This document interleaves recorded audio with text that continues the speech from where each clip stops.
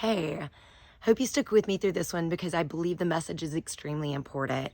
And it is about my opponent and about the lies that are being spread throughout the community about me in particular.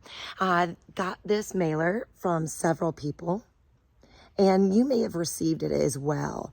And I just want to go through how many lies and half truths there are in this. What's happening in Roswell and has happened the last several election cycles is that there are lies and these mailers sent out about opponents that do not contain factual information. It goes the same for national and state level as well. But this is something I am actually trying to change here in Roswell, and you will not see me sending out lies, blatant lies about my opponent. All I have to do is speak the truth, because it's on my side here. So she says she's pro mixed use, not apartments, and that I publicly advocated for more apartments and high density, and I take development money.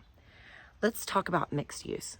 Mixed use does include apartments, and it's going to include apartments. If we want those live, work, play developments that are authentic to Roswell and unique to our character, it's going to include businesses. It's going to include restaurants. It's also going to potentially include townhomes, but it's also most likely going to include apartments. I'm okay with that. I think it's fine, and I think that that's where young professionals live. I know that I lived in one when I was in my 20s as well, trying to get my life started. I don't know what's so wrong about that. When I publicly advocated last year, it was because they were voting to remove a multifamily from our zoning code. That not only removes standalone apartments, which I am not in favor of and have never said that I am in favor of publicly, it also removes other types of housing, including cottage courts or think of your 55 plus communities, something like that. It just takes a tool out of our tool belt when we would have had to go through multiple layers of approval before anything got built, including public input. So to say that I was publicly advocating for apartments is absolutely not true. Taking development money, I don't know what you're talking about. You can look at my disclosures.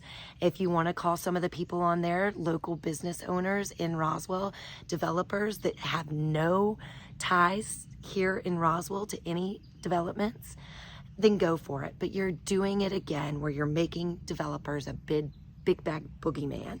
And that doesn't need to be. We should be working with them in a collaborative manner to get the types of developments that we want here in Roswell.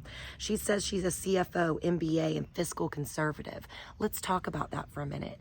How fiscally conservative is it when business taxes have more than doubled in the last year? When our taxes from the city have gone up, at least in my case, it was 22%. And in many other people's cases, look at your tax bill. It should have arrived by now. They went out last week. Have gone up as well. She's being disingenuous here, saying that she's rolled back the millage rate 2 years in a row, when in fact, our taxes are going up due to the bonds and the bond increase. She went around, helped develop the bonds, came up with them, went around with the rest of mayor and council at the time on a dog and pony show and sold them on fake data or unrealistic data on how much they would go up. And now she's saying that she's not responsible for that tax increase. I'm sorry, it's disingenuous at best, but to me, another lie.